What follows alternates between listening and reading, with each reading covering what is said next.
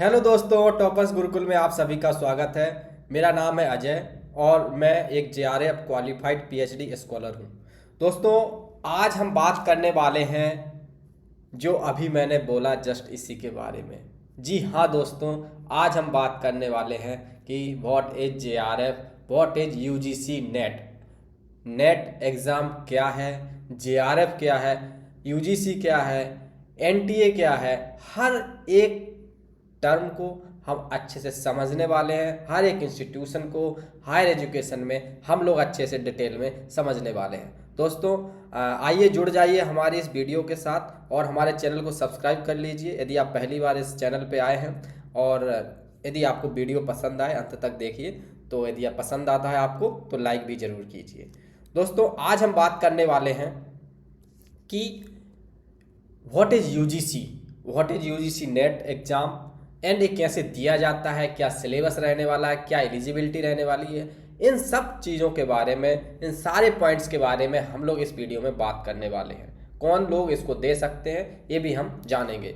So basically UGC की यदि बात करें हम, तो यूनिवर्सिटी ग्रांट्स कमीशन है जो कि कोऑर्डिनेट करती है, डिटरमाइन करती है, मेंटेन्स करती है the standard of higher education in India. दोस्तों, अभी ये भी न्यूज़ चल रही है कि यूजीसी जो हुआ इसके अलावा जो हमारा एनसीटीई है, इसके बाद national council for teachers education है, और तो इन सबको एक तरीके से मर्ज किया जा रहा है नेप 2020 के अकॉर्डिंगली, और एक नया डिपार्टमेंट जिसे एचईसीआई बोला जाएगा उसके अंदर इसको मर्ज कर दिया जाएगा। लेकिन दोस्तों, इस पर हमारी एक सेपरेट वीडियो आ चुकी है, आप लोग जाइए और जो पीएचडी से रिलेटेड हमारी प्लेलिस्ट है उसमें आप जाएंगे तो आपको ये वीडियो वो वीडियो आपको मिल जाएगी कि वास्तव में क्या होने वाला है। अभी एजुकेशन मिनिस्ट्री का जो ड्राफ्ट आया है वो बेसिकली क्या है, तो वो तो एक सेपरेट वीडियो में हम पहले ही बात कर चुके हैं। अभी रिसेंटली ये न्यूज़ में चल रहा है, बट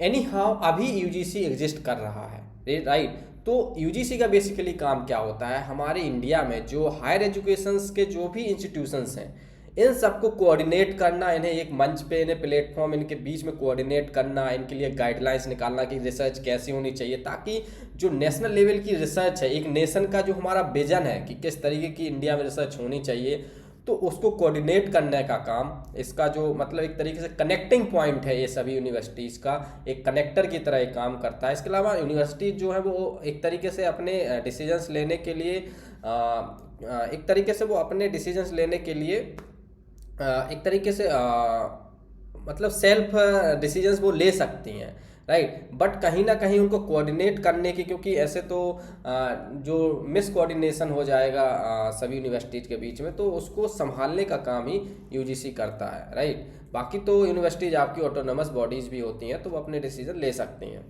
बट यहाँ पे बेसिकली हम बात करने वाले हैं कि जो यूजीसी है तो वो क्या करता है हायर एजुकेशन में, तो कोऑर्डिनेट करता है। इसके साथ ही साथ वो कहीं ना कहीं यूजीसी जो हमारा जेआरएफ होता है, जेआरएफ में जो पैसा दिया जाता है वो भी यूजीसी, यानी कि ग्रांट्स, यानी कि जो हायर एजुकेशन में जो फंड्स आते हैं वो भी यूजीसी डिफरेंट डिफरेंट इंस्टीट्यूशंस को डिफरेंट डिफरेंट एरियाज़ में प्रोजेक्ट्स लॉन्च कराती है, उनको उसके बाद लाइक फंडिंग करती है, उसके बाद उसे मेंटेन करने का काम भी करती है। तो ये तो यूजीसी एक इंस्टीट्यूशन की बात हो गई।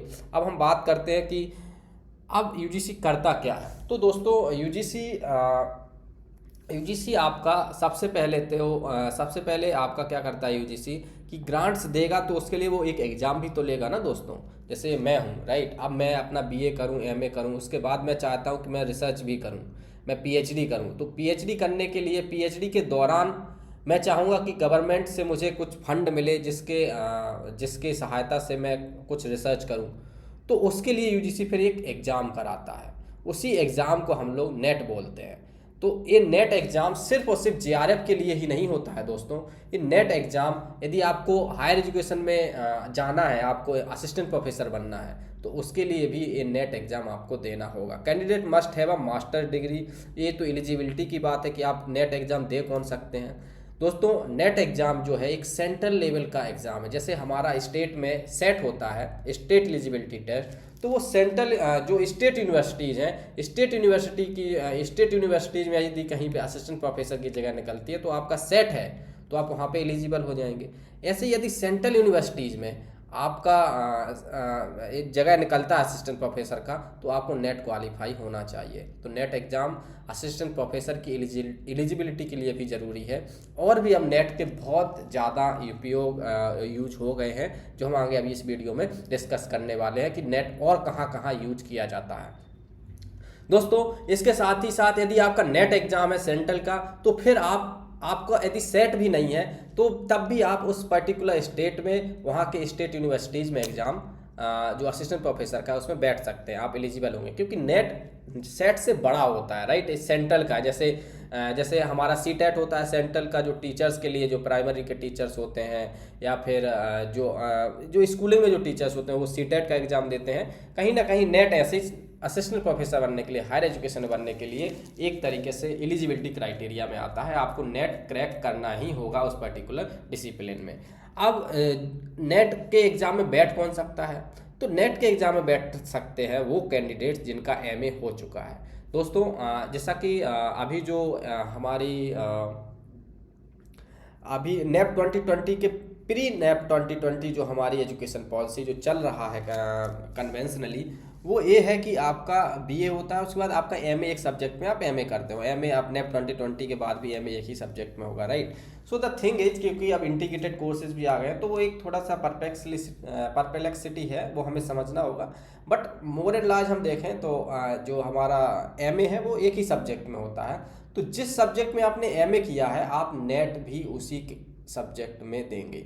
सबसे पहले दोस्तों आपको ये समझना होगा कि आपने जैसे एमए सोशियोलॉजी में किया है, तो आप यूजीसी नेट का एग्ज़ाम भी सोशियोलॉजी में दे सकते हैं। ऐसा नहीं है कि आप पॉलिटिकल साइंस में दे दें, राइट। तो आप जिस सब्जेक्ट से आप एमए करते हैं, उसी मास्टर्स इन आर्ट्स करते हैं, एमए कर रहे हैं या एमएससी कर रहे हैं, यानी कि बेसिकली आप अपनी मास्टर्स कर रहे हैं, उसी में आपको यूजीसी नेट देना होता है। दोस्तों इसके साथ ही साथ आपका जो एमए है उसमें आपको 55% मार्क्स भी लाना जरूरी है, तभी आप नेट के लिए एलिजिबल होते हैं।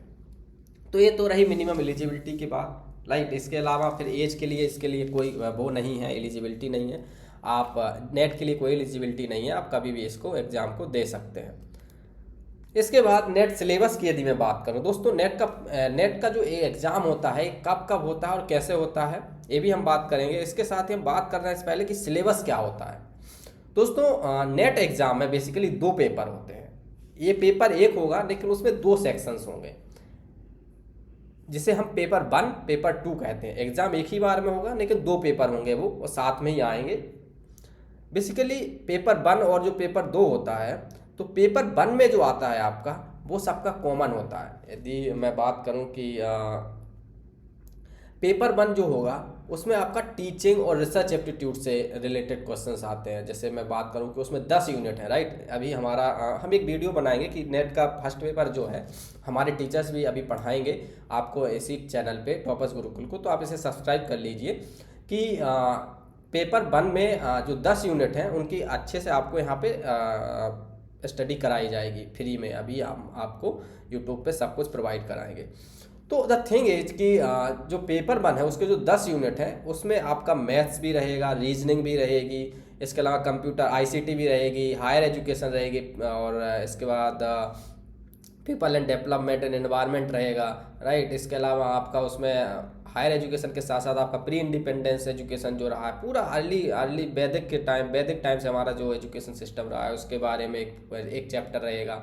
इसके अलावा उसमें हम देख सकते हैं कम्युनिकेशन भी देख सकते हैं। इसके अलावा टीचिंग से रिलेटेड टीचिंग एप्टीट्यूड जैसा कि मैंने बताया, तो ये सब उसमें 10 यूनिट आपके रहने वाली है। पेपर 2 जो होगा आपका दोस्तों, वो आपका एमए में जो आपने सब्जेक्ट लिया है, जैसे मैं अभी आपको बता रहा था कि यदि आपका सोशियोलॉजी से एमए है, तो फिर आप एमए में जो आप नेट एग्जाम देंगे वो सोशियोलॉजी में देंगे। तो जो सेकंड पेपर होगा उसमें सिर्फ आपकी सोशियोलॉजी पूछी जाएगी। ऐसे यदि आपको पॉलिटिकल साइंस है तो सेकंड पेपर में आपसे सिर्फ पॉलिटिकल साइंस पूछी जाएगी, ज्योग्राफी है तो ज्योग्राफी, हिस्ट्री है तो हिस्ट्री। तो पेपर 2 आपका जो डिसिप्लिन आपका है, जो सब्जेक्ट आपने ले रखा है, वो उससे रिलेटेड आपका पेपर 2 होगा। तो आई होप कि आपको क्लियर हो गया होगा सिलेबस। कि पेपर 1 में 10 यूनिट रहेंगी, वो सबके कॉमन रहती हैं, सभी को वो देना होता है। सेकंड पेपर जो रहेगा वो आप जिस सब्जेक्ट में आपने एमए किया है, जिसमें आप नेट में अपीयर हो रहे हैं, उसमें आपको देना होगा। तो अब दोस्तों ये तो सिलेबस की बात रही, राइट। पेपर 1 एंड पेपर 2 3 घंटे का इसमें समय होता है, जिसके अभी हम बात करते हैं। और एज लिमिट की बात करूँ तो दोस्तों जैसा मैंने बताया आपको कि नेट के लिए तो कोई एलिजिबिलिटी नहीं है। नेट एग्जाम को कई बार असिस्टेंट प्रोफेसर भी लिखा रहता है, जैसे मैंने आगे आपको पहले मैं बता चुका हूँ, माफ करिए, कि नेट को असिस्टेंट प्रोफेसर के लिए भी यूज किया जाता है। तो नेट की कोई एलिजिबिलिटी नहीं है, क्योंकि वो असिस्टेंट प्रोफेसर के लिए भी है। तो आपको असिस्टेंट प्रोफेसर बनना है तो आपको नेट देना होगा, तो आप 30 से ज़्यादा भी आपकी उम्र हो जाएगी तब भी आप उसमें दे सकते हैं। लेकिन जेआरएफ क्या है, जेआरएफ नेट एग्जाम में किन को दिया जाता है उसकी भी हम अभी बात करेंगे। लेकिन जो जेआरएफ की एज लिमिट है वो 30 वर्ष तक है, यानी कि 30 ईयर्स तक। यदि आप उससे पहले आप नेट विद जेआरएफ क्वालिफाई करते हैं तो आपको जेआरएफ का जूनियर रिसर्च फेलोशिप दी जाएगी, अदरवाइज नहीं, सिर्फ आप नेट माने जाएंगे। फिर अब नेट और जेआरएफ में अंतर क्या है ये हम लोग जानते हैं। तो सिंपल सा है, ऐसा हम लोग अभी जब तब से डिस्कस कर रहे हैं तो आपको क्लियर भी हुआ होगा कि नेट एग्जाम जो है वो एक तरीके से क्वालिफाइंग एग्जाम है, राइट। कि आप असिस्टेंट प्रोफेसर या फिर अभी जो नई कैटेगरी आई है उसके अकॉर्डिंगली और इसके क्या क्या आयाम बढ़ गए हैं। तो यदि हम इसकी बात करें, अब नेट एग्जाम पहले आपके असिस्टेंट प्रोफेसर के लिए काम आता था, इसके साथ ही साथ नेट एग्जाम पहले आपका असिस्टेंट प्रोफेसर, और इसके साथ ही साथ कहीं ना कहीं नेट एग्जाम के थ्रू आप पढ़ा भी सकते थे प्राइवेट इंस्टीट्यूट में, कि आपका नेट क्वालिफाई रहता था। इसके साथ ही साथ जब मैं बात करूं कि अब नेट की क्या नेट का अब क्या एक तरीके से यूज है, तो दोस्तों जब आपका अब नेट हो जाए, अब आप नेट के स्कोर के आधार पर पीएचडी में एडमिशन्स भी ले सकते हैं। जी हाँ दोस्तों, पहले ऐसा नहीं था कि आप पहले हर एक यूनिवर्सिटी अपना एंट्रेंस टेस्ट कराती थी, उसके आधार पे ही आपका पीएचडी में एडमिशन होता था। लेकिन अब क्या अभी 2024 से ऐसा हो गया है कि अब यूनिवर्सिटीज़ ने नेट का जो स्कोर हमारा जो आता है, आउट ऑफ 300 जो हमारा स्कोर आता है, उसी को ही बेस मान लिया है अपने एक तरीके से स्कोर का, एंट्रेंस का। सपोज करो कि 300 में से आपके 280 आए, 280 नंबर आया, 250 नंबर आया आपके, तो 250 नंबर ही उनका बेस होगा। हालांकि जो यूनिवर्सिटीज़ हैं वो परसेंटाइल लेती हैं, तो आपका परसेंटाइल देखा जाएगा कि आपके नेट स्कोर में कितना परसेंटाइल आया है। परसेंटाइल का 70% वेटेज और 30 नंबर आपके इंटरव्यू के, ऐसे 100 नंबर में से आपका इंटरव्यू लिया जाता है पीएचडी में एडमिशन। तो ये नेट का एक नया उपयोग बढ़ गया है कि अब नेट के थ्रू पीएचडी में एडमिशन भी लिया जाता है। दोस्तों अब जेआरएफ पे हम लोग बेसिकली फोकस करते हैं। तो मैंने आपको जेआरएफ का कोई अलग से एग्जाम नहीं होता है। मैं कुछ चीज़ें बता दूं जेआरएफ के बारे में। जेआरएफ का मतलब होता है जूनियर रिसर्च फेलोशिप। दोस्तों जेआरएफ का कोई अलग से एग्जाम नहीं होता है। मैं फिर से आपको बता दूं, जो नेट एग्जाम होता है, नेट एग्जाम में जितने बच्चे बैठते हैं, ठीक है, सपोज दैट कि नेट एग्जाम में आपके 20,000 बच्चे बैठे। आपको एक बात और मैं यहाँ पे क्लियर करना चाहता हूँ कि जैसे 50,000 लोगों ने फॉर्म भरा, तो 50,000 को काउंट नहीं किया जाएगा। यदि उसमें से सिर्फ 20,000 एग्जाम देने बैठे हैं, तो 20,000 लोगों में से 6% जो टॉपर होंगे, 20,000 का 6% जो होगा, उनको नेट एग्जाम में क्वालिफाई किया जाएगा, मतलब वो नेट क्वालिफाई हो जाएंगे। इसके अलावा 1% जो रहेंगे, 20,000 का 1% कितना हुआ, 200। तो जो 200 लोग रहेंगे उनको आपका जेआरएफ दिया जाएगा। जी हाँ दोस्तों, आपको 1% लोगों को, 6% को नेट दिया जाएगा, फिर 6% जो नेट दिया है उनमें भी यदि हम 20,000 का 1% जो टॉप 1% है 20,000 का, उनको जेआरएफ के लिए क्वालिफाई मान लिया जाता है। मतलब उन्हें 30 साल से वो कम उम्र के होंगे, और जब वो पीएचडी में एडमिशन ले लेंगे तो उन्हें हर महीने जेआरएफ दिया जाएगा, जूनियर रिसर्च फेलोशिप दी जाएगी, जिसका अभी अमाउंट लगभग 37,500 है। इसके अलावा आप टीयर वन या टीयर 2 किस सिटी में आप अपना एडमिशन लिए हैं यूनिवर्सिटी के अकॉर्डिंगली, तो उसके अकॉर्डिंगली आपका एचआरए बनता है। तो जेआरएफ में आपका बेसिक पे प्लस एचआरए दोनों मिला के लगभग 45,000 के समथिंग बनता है। टीयर 1 टीयर 2 सिटीज़ क्या होती हैं, हम लोग उस पर बात करेंगे किसी अनदर वीडियो में, और कितना उनका एचआरए बनता है उसके बारे में ही बात करेंगे। तो ये तो बेसिकली जेआरएफ के बारे में रहा कि नेट और जेआरएफ क्या है। नेट एग्ज़ाम ही होता है, उसी में जो 1% टॉप रहते हैं उन्हें जेआरएफ दिया जाता है। तो यदि आपको कोई डाउट हो तो आप कमेंट सेक्शन में पूछ लीजिए। इसके बाद जब आपका जेआरएफ हो जाता है तो एलिजिबिलिटी फॉर टीचिंग नेट का मैंने बताया ही आपको कि आप एलिजिबल हो जाते हैं टीचिंग जॉब्स के लिए हायर एजुकेशन में। जेआरएफ आपके लिए स्टाइपेंड देता है पीएचडी में, और करियर अपॉर्चुनिटीज़ भी आपको मिलेंगी, आपका जेआरएफ क्वालिफाई रहेगा। इसके बाद जो नेट एग्ज़ाम है, qualified net JRF university entrance, जो अब एंट्रेंस एग्ज़ाम है वो बंद कर दिया है। अब नेट के एग्ज़ाम को ही उसके आधार पे अब 3 कैटेगरी बना दी हैं यूजीसी ने, कि आप या फिर जेआरएफ कैटेगरी में क्वालिफाई करें, या नेट कैटेगरी में क्वालिफाई करें, या पीएचडी कैटेगरी में क्वालिफाई करें। तो आप ये 3 कैटेगरी उसी स्कोर में जो आपका नेट का स्कोर आता है उसमें ये 3 कैटेगरी हैं, तो तीनों के आधार पे आप पीएचडी में एडमिशन ले सकते हैं डिफरेंट यूनिवर्सिटीज़ में। दोस्तों मैंने आपको नेट के बारे में बताया, मैंने आपको जेआरएफ के बारे में बताया। इसके साथ ही साथ मैं एक चीज़ और आपको बताना चाहता हूँ कि जो जेआरएफ है, जेआरएफ में आपको जेआरएफ दिया जाता है 37,500 प्लस एचआरए। लेकिन नेट में क्या होता है, यदि आपका एडमिशन हो जाता है पीएचडी में, जैसे पहले एंट्रेंस टेस्ट होता था, आपने एंट्रेंस टेस्ट निकाल लिया किसी यूनिवर्सिटी का, आपका इंटरव्यू दिया, आपने रिसर्च प्रपोजल एंड ऑल करके और आपका एडमिशन हो गया, तो उसके बाद आपको नेट में लगभग 7,000 से 8,000 रुपये भी दिए जाते थे पर मंथ, अभी भी दिए जाते हैं। लेकिन उसके लिए आपका जो यूनिवर्सिटी है, जो यूनिवर्सिटी है वो यूजीसी में एनरोल होनी चाहिए और यूजीसी द्वारा मान्यता प्राप्त होनी चाहिए, तभी आपको वो नेट का रुपये मिलता है। वो आपको यूनिवर्सिटी टू यूनिवर्सिटी देखना पड़ेगा कि वो नेट का रुपये देते हैं कि नहीं। तो आप यदि नेट अकेले हैं और फिर पीएचडी में एडमिशन ले रहे हैं तो आपको यूनिवर्सिटी देखनी होगी कि वो नेट में आपको पर मंथ जो स्टाइपेंड होता है लगभग 7 से 8,000 रुपये वो आपको देते हैं कि नहीं। हालांकि जो यूजीसी के अंतर्गत आती हैं तो वो क्योंकि ये जो नेट का रुपये है ये यूजीसी नहीं देता है, ये यूनिवर्सिटी देती है, इसलिए यूनिवर्सिटी टू यूनिवर्सिटी वेरी भी करता है। तो ये दोस्तों आपको देखना पड़ेगा, नेट का जो रुपये देती है 8,000 वो यूनिवर्सिटी को देना होता है, जो जेआरएफ का रुपये देती है वो यूजीसी देती है। ये थोड़ा सा डिफरेंस है। और मैंने नेट में बता दिया आपको लगभग 8,000 रुपये मिलेंगे आपको, जेआरएफ में आपको 37,500 प्लस एचआरए। इसके अपॉर्चुनिटी बता दी, दोनों में डिफरेंस बता दिया मैंने आपको। और तो ये नेट जेआरएफ का जो एग्ज़ाम है उसके बारे में हम लोगों ने बात करने की कोशिश की। इसके अलावा सिलेबस पे भी हम लोग स्पेसिफिक वीडियोज बनाएंगे, और कैसे इस एग्ज़ाम को अप्रोच करना है, क्या वो की पॉइंट्स है कि आप पहली बार में ही नेट प्लस जेआरएफ आपका हो जाए, इन सब पर हमारे इस चैनल पे वीडियोज आती रहेंगी। आप हमारे मेंटोरशिप ये जो प्रोग्राम है फ्री है एकदम, आप यूट्यूब पे सिर्फ आप हमारे चैनल को सब्सक्राइब कर लीजिए, बेल आइकन प्रेस कर लीजिए, ताकि जब भी कोई वीडियो आती है higher education UGC NET JRF से रिलेटेड तो आप तक सबसे पहले पहुंच पाए और आप उसे देख के अपना फ़ायदा करें और अपने दोस्तों के साथ शेयर करें, ताकि वो भी एक जो हमारा एक गोल ओरिएंटेड जो हमारा प्रिपरेशन है उसको हम लोग कर पाएँ, ताकि एक ही बार में हम लोग इस जो साइकिल है उससे निकल के और जेआरएफ क्वालिफाई कर पाए। दोस्तों एक और इसमें इनपुट है कि जो नेट का एग्ज़ाम है ये आपका 1 साल में 2 बार होता है, एक बार जून साइकिल में होता है, एक बार दिसंबर साइकिल में होता है। तो आप लोग ऐसा मत सोचिए कि ये एग्ज़ाम का कोई वैकेंसीज निकलती है गवर्नमेंट जॉब की तरह, नहीं दोस्तों।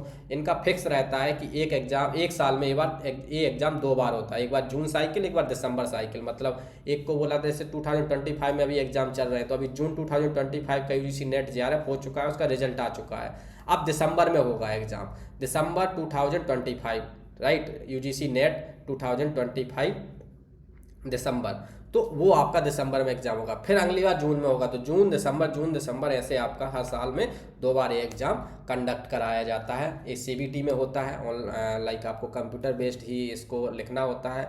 और फर्स्ट पेपर में जो आपके 50 क्वेश्चंस आते हैं, सेकंड पेपर में आपके 100 क्वेश्चन आते हैं। इसके अलावा जिसका जो टाइम ड्यूरेशन होता है वो लगभग 3 ही घंटे होता है, माफ़ करिए। तो 3 घंटे में आपको एग्ज़ाम करना होता है, 3 घंटे में 2 पार्ट रहते हैं। तो आप किसी भी पेपर को पहले अटेंड कर सकते हैं, it is totally up to you. किस तरीके का पैटर्न होता है वो हम सब आपको बताएंगे, क्योंकि पैसेजेस भी आते हैं तो उनकी भी हम बात करेंगे किसी और वीडियो में कि किस तरीके से हमें अप्रोच करना है, क्या पहले सॉल्व करना है। तो यूजीसी की यदि आप सटीक हिंदी में प्लस इंग्लिश में जिस भी मीडियम से आप आते हैं, हम दोनों में बाईलिंगुअल इस इनिशिएटिव को कर रहे हैं, तो आप लोग अपने अकॉर्डिंगली इस चैनल को सब्सक्राइब कर लीजिए। और यदि आपको वीडियो पसंद आया, हेल्पफुल लगा है तो लाइक कीजिए, अपने दोस्तों के साथ शेयर कीजिए और मिलते हैं आपको एक नेक्स्ट वीडियो में एक नई इन्फॉर्मेशन के साथ। तब तक के लिए धन्यवाद।